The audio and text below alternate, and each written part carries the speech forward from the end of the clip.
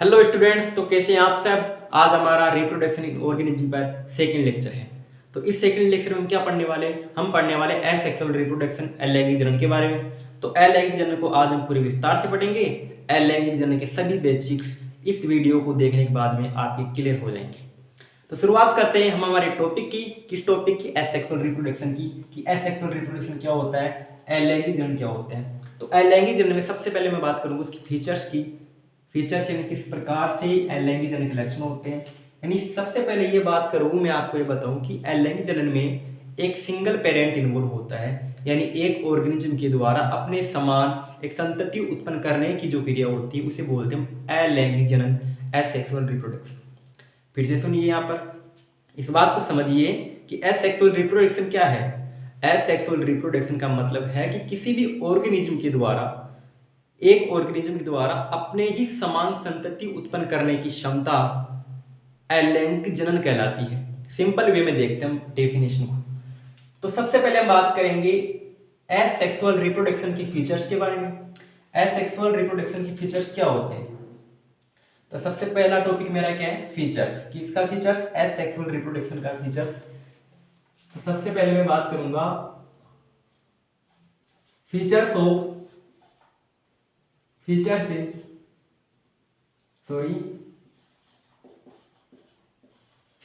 Of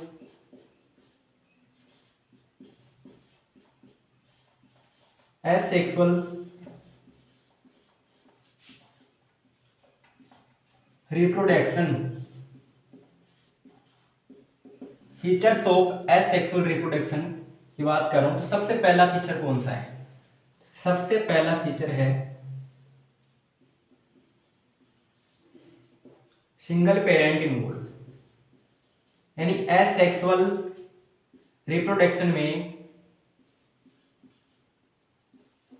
asexual reproduction में single parent involve होगा, यानी एक ही जनक होगा। इसका जनक क्या होगा, एक ही पेरेंट है, इसका सिंगल पेरेंट इन्वॉल्व है। किसकी बात करें, एसेक्सुअल रिप्रोडक्शन में पहला फीचर हो गया मेरे पास। दूसरी फीचर की बात करता हूं। जब हम एसेक्सुअल रिप्रोडक्शन की बात करते हैं तब हमें इस चीज का पता चलता है कि एसेक्सुअल रिप्रोडक्शन लेस कॉम्प्लेक्स होता है। लेस कॉम्प्लेक्स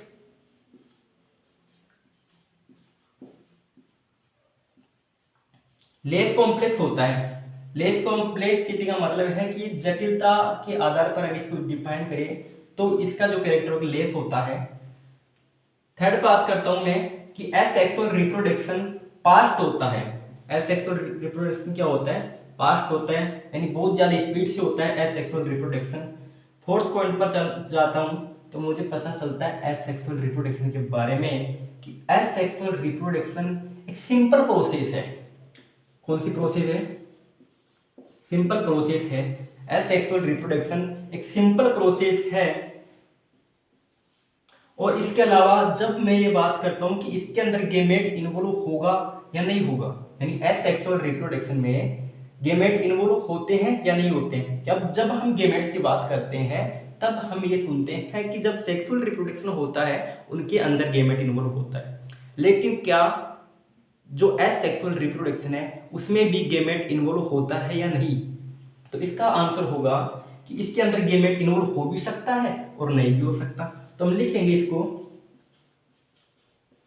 गेमेट में और मे नॉट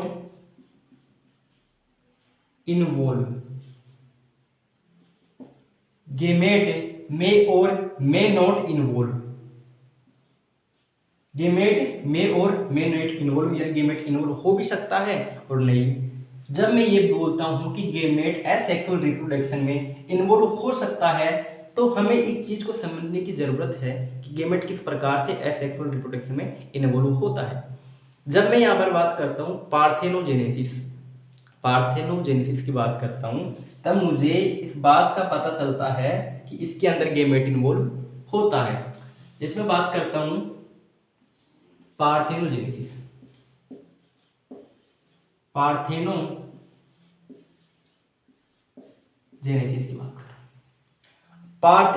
की बात कर रहा हूं। तो पार्थेनोजेनेसिस में क्या कर रहा हूं मैं यहाँ पर कर रहा हूं इफ यदि गेमेट इन्वॉल्व है, यानी गेमेट इन्वॉल्व कौन सी कंडीशन में हो रहा है, पार्थेनोजेनेसिस में हो रहा है। तो पार्थेनोजेनेसिस में गेमेट इन्वॉल्व होता है तो क्या होता है कि इसके पास क्या होता है, क्वीन होती है, क्वीन होती है।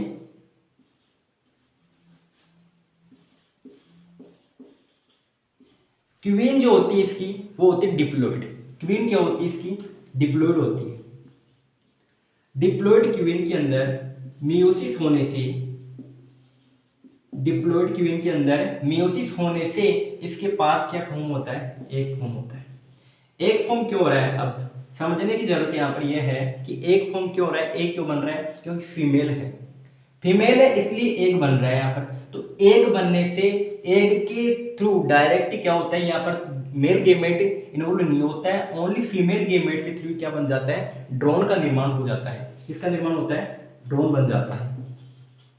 तो इससे जो एग है उससे क्या बनेगा, ड्रोन बनेगा, जो क्या होगा, एगोनिक होगा। तो मेरे पास पार्थेनोजेनेसिस में जो एसेक्सुअल रिप्रोडक्शन का ही एक पार्ट है उसके अंदर गेमेट इन्वॉल्व होता है। तो ये हमने समझ लिया कि गेमेट किस प्रकार से इन्वॉल्व होता है। तो सबसे पहले हम बात किए एसेक्सुअल रिप्रोडक्शन के फीचर्स के बारे में। आगे बात करते हैं इसका reproduce of asexual reproduction is clone है, यानी कहने का मतलब है कि जो रिप्रोडक्शन है एसेक्सुअल रिप्रोडक्शन, क्या हम उसको क्लोन नाम दे सकते हैं, क्या हम उसको क्लोन नाम दे सकते हैं, क्लोन बोल सकते हैं। क्योंकि क्लोन का मतलब क्या होता है, क्लोन का मतलब होता है कि किसी भी ऑर्गेनिज्म के बिल्कुल सिमिलर इंडिविजुअल होता है उसको हम क्लोन बोलते हैं। तो एसेक्सुअल रिप्रोडक्शन का फीचर भी इसी प्रकार है कि बिल्कुल क्या होता है, सिमिलर होता है, बिल्कुल क्या होता है, सिमिलर होता है। एसेक्सुअल रिप्रोडक्शन के द्वारा बनाया गया जो जीव होता है वो जेनेटिकली और मॉर्फोलॉजिकली सिमिलर होता है, इसलिए हम उसको क्या बोल सकते हैं, क्लोन बोल सकते हैं। इसी को समझते हैं, इतना हो जाता है। तो हम क्या समझना है आगे, हमें समझना है क्लोन के बारे में पढ़ना है। तो क्लोन के बारे में पढ़ना हमें, क्लोन के बारे में पढ़ते हैं। तो क्लोन क्या है, सबसे इंपॉर्टेंट हमारे पास है क्लोन होता क्या है। क्लोन क्या होता है, क्लोन का मतलब है कि जब हम किसी भी ऑर्गेनिज्म के द्वारा बनाए गए उसी के समान एक इंडिविजुअल की बात करते हैं, एक ऐसे इंडिविजुअल की बात करते हैं जो जेनेटिकली मैं बोल रहा हूं genetically and morphologically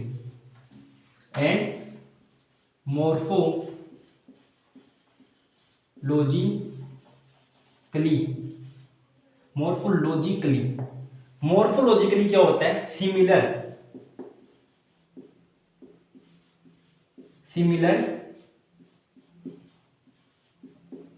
individual, similar क्या है, इंडिविजुअल, उसको क्या बोल रहे हैं, क्लोन बोल रहे हैं। लेकिन एसेक्सुअल रिप्रोडक्शन का फीचर जब हम देखते हैं तब हमें एक बात समझ में आती है कि एसेक्सुअल रिप्रोडक्शन का फीचर भी कुछ इसी प्रकार से है।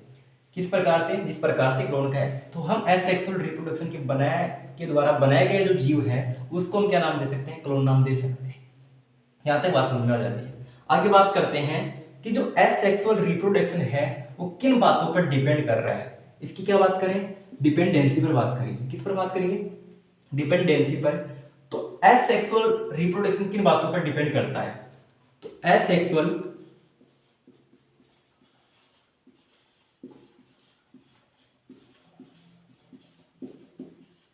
रिप्रोडक्शन इन डिपेंड ऑन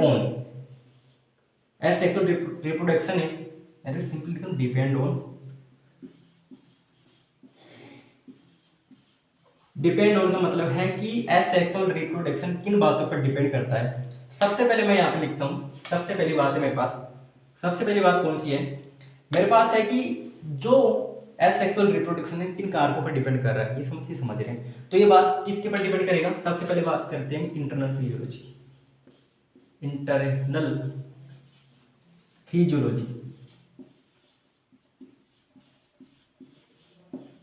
सबसे पहले बात करेंगे इसकी आंतरिक संरचना पर, और दूसरी है, पहला है इंटरनल फिजियोलॉजी, दूसरा इसका हैबिटेट। हैबिटेट का मतलब इसका आवास किस प्रकार से, और तीसरा है कुछ अदर करेक्टर्स हो सकते हैं, अदर करेक्टर्स हो सकते हैं, अदर्स हो सकते हैं। अब इसके ऊपर मैंने बात की कि ये एसेक्सुअल रिप्रोडक्शन इन 3 बातों पर डिपेंड कर सकता है, सिंपली 2 बातों पर डिपेंड करेगा, इसके अलावा और भी कुछ बातें हो सकती है। तो यहाँ तक हमारे एसेक्सुअल रिप्रोडक्शन के अंदर इसकी डिपेंडेंसी की बात की, इसमें क्लोन की बात की और इसकी फीचर्स की भी बात कर ली। अब आगे बात करते हैं हम इसके टाइप के बारे में कि एसेक्सुअल रिप्रोडक्शन किस प्रकार से डिवाइड किया जा सकता है, किस प्रकार से हम इसको किस किन पार्ट्स में डिवाइड कर सकते हैं। एसेक्सुअल रिप्रोडक्शन सिंपली हम ये कहते हैं कि हम उनको जीवों के आधार पर कि यानी जीव क्या है, यूनिसेलुलर है या मल्टीसेलुलर, उनके आधार पर हम उसको क्या कर सकते हैं, विभाजित कर सकते हैं, उनका डिवीजन कर सकते हैं। तो मैं बोल रहा हूं आपके पास, मैं ये बोल रहा हूं कि एसेक्सुअल रिप्रोडक्शन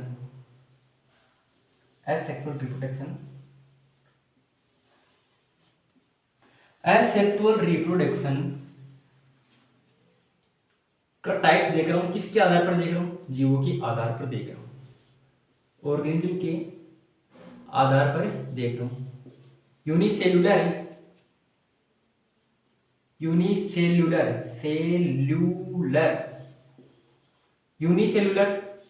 और दूसरा है मेरे पास मल्टी सेल्यूलर है, और पहला है यूनिसेलुलर, दूसरा है मेरे पास मल्टी सेल्यूलर। जब मैं एक कोशिकीय जीव की बात करता हूं, एक कोशिकीय जीव मैंने कौन सा रखा था कल, मैंने रखा था प्रोटिस्टा और मोनेरा रखा था, मैंने रखा था प्रोटिस्टा और मोनेरा। और कौन सी जीव रखी थी मैंने, तो प्रोटिस्टा और मोनेरा रखा था, लिखा था मैंने मोनेरा और प्रोटिस्टा, मोनेरा, ठीक है। दूसरा मैंने रखा था प्रोटिस्टा और मोनेरा रखा था। जब मैं मोनेरा की बात करता हूं तो मोनेरा में किस प्रकार से एसेक्सुअल रिप्रोडक्शन हो रहा है, मोनेरा में किस प्रकार से एसेक्सुअल रिप्रोडक्शन है, उस चीज को समझते हैं कि मोनेरा किस प्रकार से एसेक्सुअल रिप्रोडक्शन कर रहा है। तो मोनेरा के अंदर किस प्रकार से हो रहा है, मोनेरा के अंदर होता है फीजन के द्वारा, फीजन हो रहा है, और दूसरा है मेरे पास, यानी फीजन हो रहा है मेरे पास किसके अंदर है, मोनेरा के अंदर फीजन हो रहा है, यहां तक ठीक है। लेकिन इसके अंदर एक समझने लायक बात यह है, ध्यान से सुनिए बात को, कि जब इसके पास अनफेवरेबल कंडीशन होगी, मोनेरा के पास अनफेवरेबल कंडीशन होगी, तो ये किस प्रकार से एसेक्सुअल रिप्रोडक्शन कर रहा है, ये करता है एंडोस्पोर के द्वारा करता है, एंडोस्पोर के द्वारा करता है। एक बार वीडियो क्वालिटी देख लेता हूँ किस प्रकार से आती है, ठीक है, इतनी चीज समझ में आ जाती है कि मैं किसके द्वारा कर रहा हूं। जब मैं मोनेरा को फेवरेबल कंडीशन में रख रहा हूं तब मैं बात करता हूं फीजन की, और जब मैं मोनेरा को अनफेवरेबल कंडीशन में रख रहा हूं तो किस प्रकार से वो कर सकता है, किस प्रकार से एसेक्सुअल रिप्रोडक्शन कर सकता है, तो एक एंडोस्पोर के द्वारा कर सकता है। आगे बात करते हैं प्रोटिस्टा की। तो प्रोटिस्टा के बारे में क्या बात करें, प्रोटिस्टा के बारे में हम सिंपली जानते हैं कि क्या करेगा, ये भी इस प्रकार से फीजन करेगा। अब ये फीजन किस प्रकार से, कौन सा फीजन करेगा, ये चीज समझ नहीं आएगा मेरे पास, फीजन कौन सा करेगा, किस प्रकार से फीजन कर रहा है, उस चीज को समझते हैं। इसके अंदर क्या होगा, फीजन हो रहा है,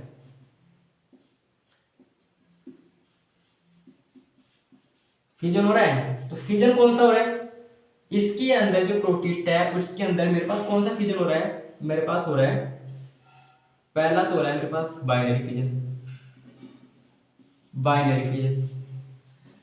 फिजन हो रहा है, और सेकंड है मेरे पास मल्टीपल फिजन। तो पहले बात करता हूं बाइनरी फिजन की। तो बाइनरी फिजन भी 3 पार्ट में डिवाइड किया गया है, बाइनरी फिजन भी कितने पार्ट्स में डिवाइड किया गया है, 3 पार्ट्स में डिवाइड किया गया है। उनमें से बाइनरी फिजन में सबसे पहला है मेरे पास एनी प्लेन,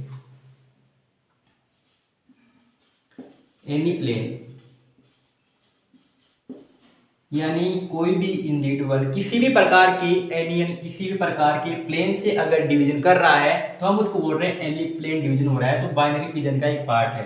तो जब मैं अमीबा की बात करता हूँ, ये मेरे पास अमीबा है, तो जब ये इस प्रकार से डिवीजन कर रहा है, ये इस प्रकार से डिवाइड हो रहा है, अभी किसी प्रकार से डिवाइड हो सकता है, इस प्रकार से डिवाइड हो सकता है, यानी किसी भी प्लेन से डिवाइड हो सकता है। तो हम इसको किस में रख रहे हैं, बाइनरी फिजन के अंदर रख रहे हैं। तो मेरे पास कौन सा एग्जांपल हुआ, मेरे पास एग्जांपल के थ्रू हुआ यहाँ पर कि मैं एनी प्लेन में रख सकता हूँ अमीबा, अमीबा, अमीबा रख सकता हूँ। किस में रख सकता हूँ, एनी प्लेन में अमीबा रख सकता हूँ। दूसरा मेरे पास आता है, दूसरा कौन सा आता है, दूसरा आता है मेरे ट्रांसवर्स, ट्रांसवर्स। अब ट्रांसवर्स का मतलब क्या होता है, कोई भी ऑर्गेनिज्म है उसको हम किस प्रकार से डिवाइड कर रहे हैं, इस प्रकार से उसमें डिवीजन कर रहे हैं, इस प्रकार से उसको दो भाग में डिवाइड कर रहे हैं, तो उसको हम बोल रहे हैं ट्रांसवर्स। ये ट्रांसवर्स किस में होता है, ये होता है पैरामीशियम। किस में होता है, पैरामीशियम होता है। तो एग्जांपल हो जाए मेरे पास पैरामीशियम, पैरामीशियम, पैरामीशियम हो जाएगा मेरे पास एग्जांपल। आगे बात करता हूँ किसके बारे में, लॉन्गिट्यूडिनल। बाइनरी फिजन का ही पार्ट है लॉन्गिट्यूडिनल, लॉन्गिट्यूडिनल, लॉन्गिट्यूडिनल, लॉन्गिट्यूडिनल किसका पार्ट है, बाइनरी फिजन का पार्ट है। लॉन्गिट्यूडिनल की जब मैं इस प्रकार से, लॉन्गिट्यूडिनल मतलब शायद आपको समझ में आता होगा कि लॉन्गिट्यूडिनल का मतलब क्या है। अब जब इस प्रकार से डिवीजन कर रहा है, इस प्रकार से जब ये डिवीजन कर रहा है, तो इसको मैं बोल रहा हूँ लॉन्गिट्यूडिनल, यानी इस प्रकार से जब ये डिवीजन कर रहा है, इस प्रकार से जब ये डिवीजन करेगा तो इसे बोल रहा हूँ लॉन्गिट्यूडिनल। और जब इस प्रकार से डिवीजन कर रहा है उसको बोल रहा हूँ मैं ट्रांसवर्स। इसको क्या बोल रहा हूँ, ट्रांसवर्स बोल रहा हूँ। तो मैं किसको यहाँ पर एग्जाम्पल रख सकता हूँ, यूग्लिना। यूग्लिना के अंदर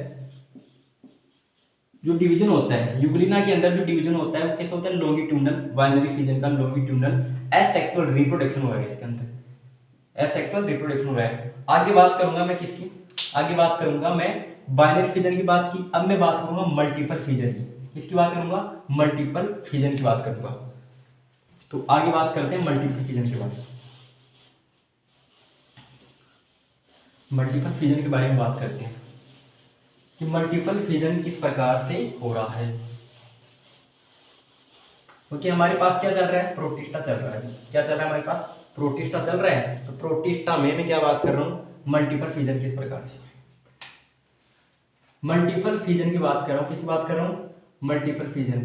तो मैं किसकी बात करूंगा, मल्टीपल फिजन की बात करूंगा।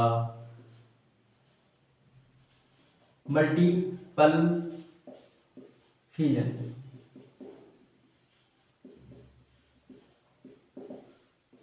मल्टीपल फिजन, मल्टीपल फिजन किस में हो रहा है, मल्टीपल फिजन किस में हो रहा है, इसके अंदर मैं लिख सकता हूं प्लाज्मोडियम है, प्लाज्मोडियम, प्लाज्मोडियम है। एग्जांपल क्या है इसका, Plasmodium, Plasmodium.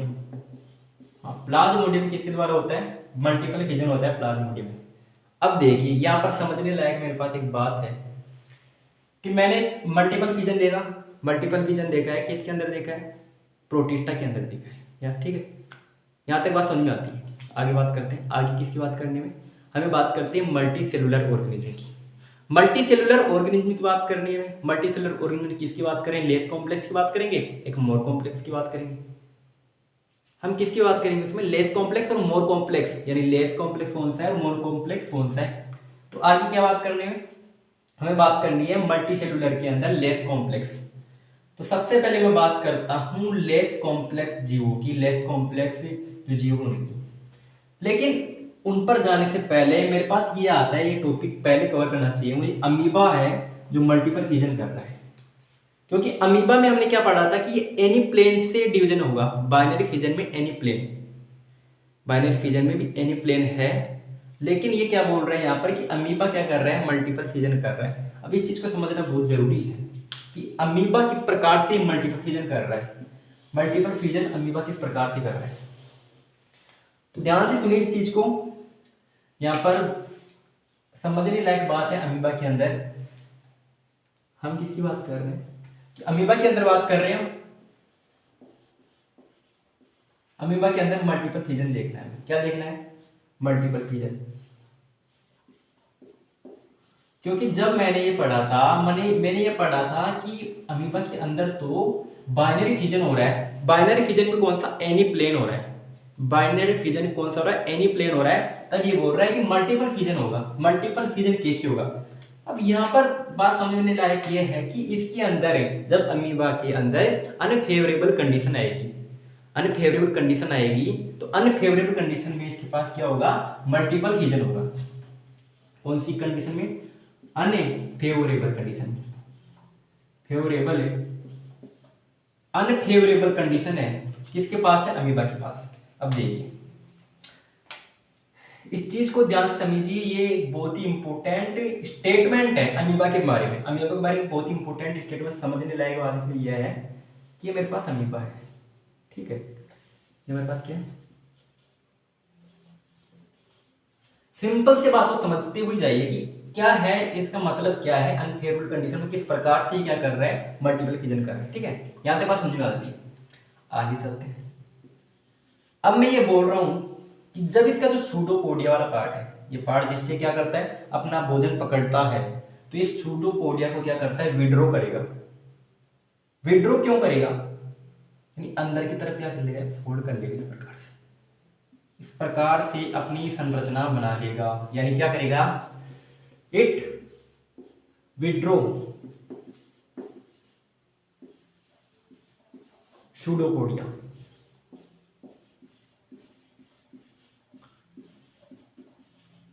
It withdraw pseudopodia, यानी अमीबा सूडोपोडिया को विड्रो करने के बाद में एक रिंग लाइक स्ट्रक्चर बनाएगा, जिसे हम बोल रहे हैं सिस्ट, सिस्ट बोल रहे हैं, ठीक है। यहां तक बात समझ में आ जाती है, यहां तक बात समझ में आ जाती है। तो आगे चलते हैं कि अमीबा के अंदर क्या होता है कि इसके अंदर इस प्रकार से इसकी जो संरचना थी उस पर क्या होता है कि एक अलग अलग की संरचनाएं बनना शुरू हो जाती है। अलग अलग संरचनाएं किस प्रकार से बनती है, यानी इसके ऊपर एक प्रोटेक्शन लेयर बनना शुरू हो जाती है। इस प्रकार से कितनी लेयर बनती है, इस पर 3 प्रोटेक्शन लेयर बनती है। कितनी लेयर बनती है, 3 प्रोटेक्शन लेयर बनती है। कितनी बनती है, 3 प्रोटेक्शन लेयर, 3 प्रोटेक्शन लेयर। शायद ये आपको नजर नहीं आ रहा होगा, लेकिन ध्यान रखिए कि यहाँ पर 3 प्रोटेक्शन लेयर बन रही है। 3 लेयर बन रहे हैं, क्यों बन रहा है, अनफेवरेबल कंडीशन है, किसके पास है, अमीबा के पास। कौन सी कंडीशन है, अनफेवरेबल है, तो ये 3 लेयर बना लेगा। ये 3 लेयर के जो बनाएगा, ये 3 लेयर जो बना रहा है, ये थिकनिंग लेयर है, थिक लेयर है। अब ये क्या करेगा, जो इसके पास ये इसका न्यूक्लियस था, इसका न्यूक्लियस है यहाँ पर अमीबा का न्यूक्लियस है, तो इस न्यूक्लियस में क्या करेगा, ये क्या कर रहा है, ये अपने न्यूक्लियस में डिवीजन कर रहा है। अब यहाँ पर इसने ये प्रोटेक्शन लेयर बना ली। ये प्रोटेक्शन लेयर बनाने के बाद डिवीजन कब कर रहा है, ये बात समझने लायक है कि ये डिवीजन कब कर रहा है, क्यों कर रहा है डिवीजन। डिवीजन करने का क्या कारण है, डिवीजन क्यों कर रहा है, डिवीजन इसलिए कर रहा है भैया, डिवीजन इसलिए कर रहा है ये क्योंकि इसको अमीबा बनाना है। क्या बनाना है, डॉटर अमीबा बनाना है। तो ये क्या करेगा, अपना जो केंद्रक है उसमें क्या करेगा, मल्टी सेलुलर न्यूक्लियस बना लेगा, उसके अनेक केंद्रकों में विभाजित हो जाएगा। कौन हो जाएगा, ये वाला जो केंद्रक है अनेक केंद्रकों में विभाजित हो जाएगा। अब यहाँ पर समझने लायक बात यह है कि इसके अंदर जो डिवीजन होंगे, न्यूक्लियस में जो डिवीजन हो रहा है फेवरेबल कंडीशन में। फेवरेबल कंडीशन कौन सी है, फेवरेबल है, फेवरेबल कंडीशन है। फेवरेबल कंडीशन में क्या हो रहा है, इसमें डिवीजन हो रहा है। अब फेवरेबल कंडीशन जिस प्रकार से आ रही है, उस आते ही इसमें डिवीजन होगा, और जिसका इस प्रकार से इसकी जो सिस्ट है, इसके सिस्ट के अंदर क्या बनेगा, इसकी सिस्ट के अंदर क्या बन रहा है, इसकी जो सिस्ट है उसके अंदर क्या बन रहा है, उसके अंदर बन रहे इस प्रकार से डॉटर अमीबी बन जाएगी। इस प्रकार से क्या बनेंगे, डॉटर अमीबा बन रहे हैं। इस प्रकार से क्या बन रहे हैं, डॉटर अमीबा बन रहे हैं। ये फिर मेरे पास क्या बन रहे हैं, डॉटर अमीबा बन रहे हैं। तो मेरे पास क्या है,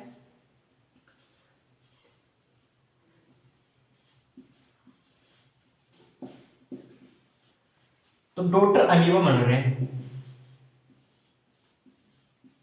डॉटर अमीबा बन रहे हैं।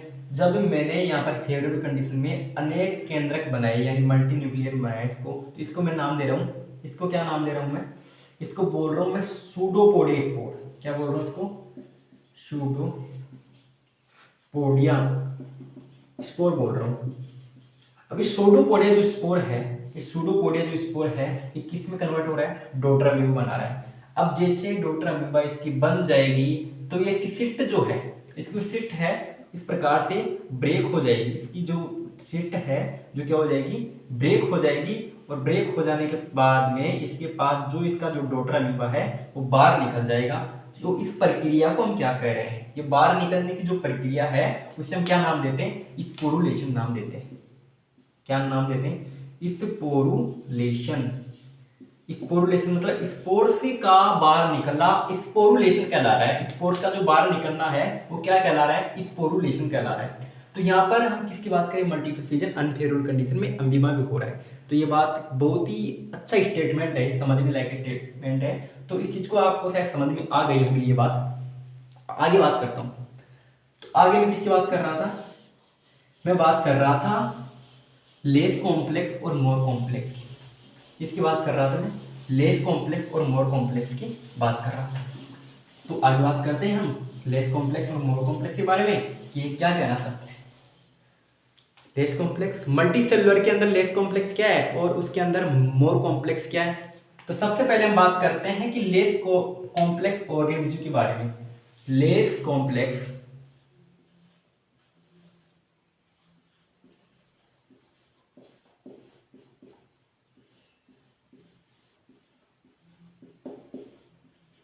ऑर्गेनिज्म, लेस कॉम्प्लेक्स ऑर्गेनिज्म है उनके बारे में बात करनी है मेरे को। यानी लेस कॉम्प्लेक्स के बारे में बात करता हूँ, किसकी बात कर सकता हूँ? सबसे पहले आप खुद से सोचिए कि मैं किसकी बात कर सकता हूँ। सबसे पहले मैं बात करूंगा स्पंज की बात करूंगा। लेस कॉम्प्लेक्स में किसकी बात करूंगा? स्पंज की बात करूंगा सबसे पहले। तो सबसे पहले मेरे पास आता है स्पंज। स्पंज सबसे पहले मेरे पास स्पंज आता है। स्पंज में किस प्रकार से सेक्सुअल रिप्रोडक्शन हो रहा है? स्पंज में इस प्रकार से हो रहा है कि सबसे पहले इसके पास बन रहा है फ्रेगमेंटेशन के द्वारा एसेक्सुअल हो रहा है। फ्रेगमेंटेशन के द्वारा हो रहा है। सबसे पहले क्या हो रहा है? फ्रेगमेंटेशन के द्वारा हो रहा है। और दूसरा है मेरे पास सबसे इंपॉर्टेंट जेम्यूल्स के द्वारा हो रहा है। अब देखते हैं कि स्पोर के अंदर यानी जो स्पंज के अंदर जेम्यूल्स के द्वारा किस प्रकार से रिप्रोडक्शन हो रहा है। तो इस प्रकार से स्पंज की स्ट्रक्चर होती है, इस प्रकार से इसकी संरचना होती है। उस संरचना में क्या होता है? इस प्रकार से क्या होती संरचना होती है। तो संरचना में क्या होता है? उस संरचना में इंटरनल बड बनती है। क्या बनती है? इंटरनल बड बनती है। तो मैं यहाँ पर बात करता हूँ जैसे तो ये मेरे पास क्या बन रही है? इंटरनल बड बन रही है। इंटरनल बड बन रही है। इंटरनल बड बन रही है। इंटरनल बड क्या बनाएगी? जेम्यूल बनाएगी। क्या बनाएगा? जेम्यूल बनाएगी। और जेम्यूल्स के द्वारा क्या हो रहा है? इसके अंदर स्पंज के अंदर फ्रेगमेंट एसेक्सुअल रिप्रोडक्शन हो रहा है। एसेक्सुअल रिप्रोडक्शन हो रहा है। तो सबसे पहले मैंने बात की स्पंज की। दूसरी बात करता हूँ मैं हाइड्रा की। हाइड्रा के बारे में तो आप सब जानते होंगे कि हाइड्रा क्या करने वाला है। हाइड्रा सिंपली क्या करेगा? बडिंग करेगा। बडिंग के द्वारा रिप्रोडक्शन कर रहा है। ये इसकी संरचना इस प्रकार से देख लेते हैं। प्रकार से थोड़ा रफली डायग्राम है, इतना अच्छा है नहीं वैसे, है ना? ठीक है। ये मेरे पास हाइड्रा है। जो मेरे पास ये बड बन रही है इसकी, ये क्या है? एक्सोजीनस बड बन रही है। एक्सोजीनस बड बन रही है। किसके अंदर बन रही है? हाइड्रा के अंदर। हाइड्रा के अंदर एक्सोजीनस बड बन रही है। ये एक्सोजीनस बड क्या करेगी? एक न्यू प्लांट का निर्माण करेगी। क्योंकि आप इतना तो समझ चुके होंगे कि जो बडिंग है, बडिंग के बारे में आपने पहले पढ़ा होगा कि बडिंग क्या करती है। बडिंग क्या करेगी? अपने ही समान एक इस प्रकार का एक हाइड्रा तैयार हो जाएगा इसकी हाइड्रा से। इतनी बात समझाना था। ठीक है, आगे चलते हैं। आगे किसके बारे में बात करेंगे? आगे बात करेंगे हम किसके बारे में? एल्गी के बारे में बात करेंगे। टॉपिक वही हमारा लेस कॉम्प्लेक्स ऑर्गेनिज्म के बारे में बात कर रहे हैं। लेस कॉम्प्लेक्स ध्यान रही क्या ध्यान रख रहा है? लेस कॉम्प्लेक्स के बारे में बात कर रहे हैं। लेस कॉम्प्लेक्स ऑर्गेनिज्म, या एनसीईआरटी का ही लिया हुआ टॉपिक है, मैं कुछ एक्स्ट्रा नहीं बता रहा हूँ आपको। तो थर्ड है मेरे पास क्या, एल्गी। अब एल्गी के बारे में तो आप जानते होंगे सर, एल्गी का मतलब शैवाल, शैवाल में किस प्रकार से हो सकता है, खुद ही सोचिए, आप खुद ही सोचिए, यहाँ पर दिमाग लगाइए कि क्या हो सकता है एल्गी के अंदर, क्या हो सकता है एल्गी के अंदर, खुद सोचिए। फ्रेगमेंटेशन हो सकता है, फ्रेगमेंटेशन हो सकता है, शायद हो सकता है, फ्रेगमेंटेशन हो सकता है, फ्रेगमेंटेशन हो सकता है, किसके अंदर हो सकता है एल्गी के अंदर, क्योंकि जब हम एल्गी के बारे में पढ़ेंगे ना तब हमें इस चीज का पता चल जाएगा कि फ्रेगमेंटेशन इसके अंदर हो सकता है। ठीक है, दूसरा क्या है, दूसरा क्या है, सबसे फेमस एल्गी के अंदर सबसे फेमस क्या है, जूस्पोर। सबसे फेमस क्या है, जूस्पोर है, जूस्पोर है, जूस्पोर बनेंगे, जूस्पोर बनेंगे जो क्या होंगे मेरे पास, मोटाइल होंगे। जैसे ये देखता हूं मेरे पास क्लेमाइडोमोनास के अंदर क्या बन रहा है, जूस्पोर बन रहा है, क्लेमाइडोमोनास के अंदर क्या बन रहे हैं, जूस्पोर बन रहे हैं, क्लेमाइडोमोनास के अंदर जूस्पोर बन रहे हैं।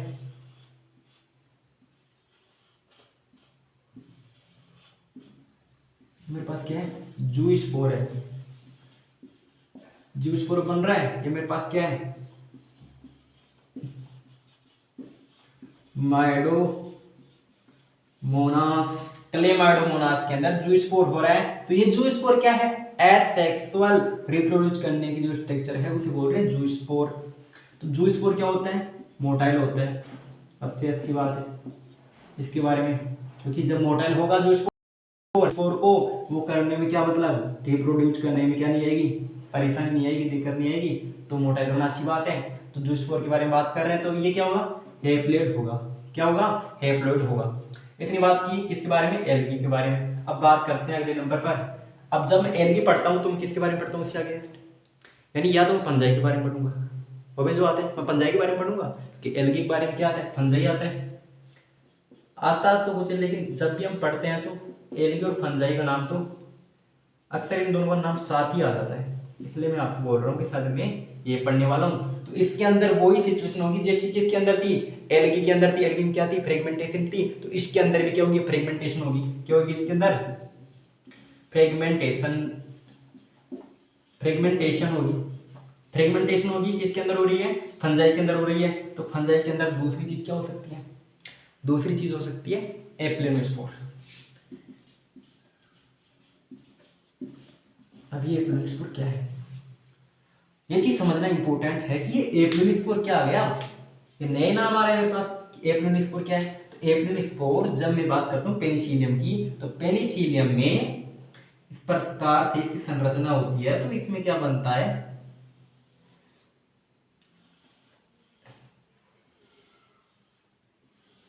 इस पर क्या बनता है, इस प्रकार से कोनिडिया बनता है। पेनिसिलियम पर क्या बनता है, इस प्रकार से कोनिडिया बन रहा है। ठीक है, इतनी चीज समझ में आ जाती है कि यहाँ पर क्या बन रहा है मेरे पास, कोनिडिया। अब देखिए यहाँ पर ये चीज समझने लायक है कि ये जो कोनिडिया है, क्योंकि जब मैंने किसके बारे में पढ़ा था, एल्गी के बारे में पढ़ा था, मैंने जूस्पोर पढ़ा था, ये क्या था, ये मोटाइल था। क्या था मेरे पास, मोटाइल था, तो ये क्या होगा, नॉन मोटाइल है ये। अब यहाँ पर कंफ्यूज करने लायक बात ये है कि जूस्पोर मोटाइल है और कोनिडिया नॉन मोटाइल है। तो इस चीज को क्या रखना पड़ेगा, ध्यान में रखना पड़ेगा कि क्या बात है, क्या बात है, यहाँ पर क्या कहना चाहता है। यहाँ पर जो कोनिडिया है वो भी इस प्रकार से हैप्लॉइड होगा, वो भी क्या होगा, हैप्लॉइड होगा। जो मेरे पास ये संरचना किस पर बन रही है, पेनिसिलियम पर बन रही है। किस पर बन रही है, पेनिसिलियम पर बन रही है। एप्लेनोस्पोर बन रहा है, क्या है, एसेक्सुअल रिप्रोडक्शन करने की क्या है ये स्ट्रक्चर है, संरचना है एप्लेनोस्पोर, जो क्या होती है, नॉन मोटाइल होती है। ठीक है, आगे बात करते हैं, क्योंकि हम लेस कॉम्प्लेक्स की बात करते हैं। तो लेस कॉम्प्लेक्स में फ्रेगमेंट, इसके अंदर एल्गी और फंजाई आना ऑब्वियस बात है, ये तो आएंगे ही आएंगे, क्योंकि ये लेस कॉम्प्लेक्स के अंदर रखेंगे ये। तो इसके अलावा कौन सा आ सकता है, इसके अलावा ध्यान दीजिए कौन सा आ सकता है, इसके अलावा आएंगे मेरे पास ब्रायोफाइट्स आएंगे। क्या आएंगे मेरे पास, ब्रायोफाइट्स आएंगे। 5th नंबर पर है ब्रायोफाइट्स, ब्रायोफाइट्स, ब्रायोफाइट्स आ रहे हैं। तो ब्रायोफाइट्स में किसके द्वारा हो रहा है, ब्रायोफाइट्स में हो रहा है बडिंग, बडिंग हो रही है, इसके अंदर प्रोटोनिमा के अंदर हो रही है। बड के द्वारा हो रहा है ये तो, बडिंग इन प्रोटोनीमा, प्रोटोनीमा के अंदर बडिंग हो रही है। दूसरा है मेरे पास जेमा कप, दूसरा क्या है, एक तो रहा है बडिंग इन प्रोटोनीमा, बडिंग हो रहा है, और जेमा कप क्या है, जब ब्रैकेट्स आएंगे ना तब इस चीज को हम देखेंगे जेमा कप होता क्या है, जेमा कप क्या होता है। इस चीज को हम बिल्कुल आसानी से और बिल्कुल आसान भाषा में समझने का प्रयास करेंगे ब्राइफाइट्स के अंदर कि जेमा कप क्या होता है। तो मैंने क्या बात की यहाँ पर, लेस कॉम्प्लेक्स ऑर्गेनिज्म की बात की। अब बात करता हूँ किसके बारे में, मोर कॉम्प्लेक्स के बारे में। लेस कॉम्प्लेक्स के बारे में बात कर ली, तो अब किसके बारे में बात करूंगा, मोर कॉम्प्लेक्स के बारे में बात करूंगा। तो आगे चलता हूँ, मोर कॉम्प्लेक्स के बारे में बात करते हैं। दूसरा टॉपिक क्या था हमारा, मोर कॉम्प्लेक्स। ये बातें समझ में आ रही है नहीं आ रही, ये बातें समझ में आ रही है या नहीं आ रही, ये चीज हमें बिल्कुल बताइए, आपकी बात समझ में आई है या नहीं आई है। कुछ प्रॉब्लम है तो वो भी जरूर से जरूर आप मुझे बताइए कि क्या बात है। जब मैं बात करता हूँ मोर कॉम्प्लेक्स ऑर्गेनिज्म की,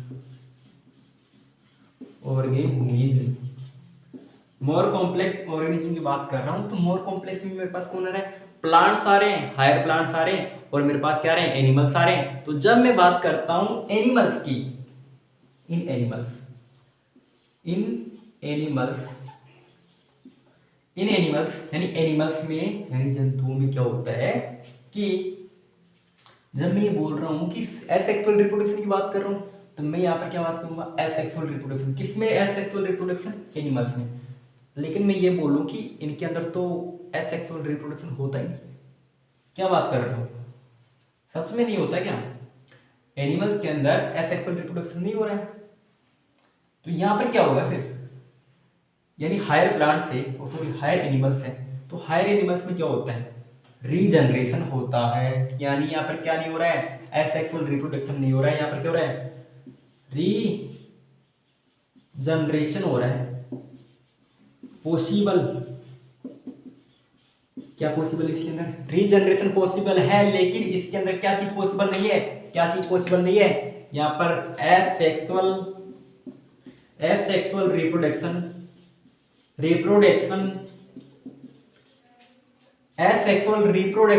is not occur, asexual reproduction not occur, यानी asexual reproduction इसके अंदर नहीं हो सकता। किसके अंदर नहीं हो सकता, एनिमल्स के अंदर होता नहीं है। इसके अंदर क्या होता है, सिंपली रीजनरेशन पावर पाई जाती है, इसके अंदर क्या नहीं होती है, एसेक्सुअल रिप्रोडक्शन नहीं होता है। चलिए आगे बात करते हैं, प्लांट्स तो हो सकता है, इन प्लांट्स की बात कर रहा हूं। इन प्लांट्स के अंदर क्या हो रहा है, इन प्लांट्स के अंदर सम टाइप ऑफ वेजिटेटिव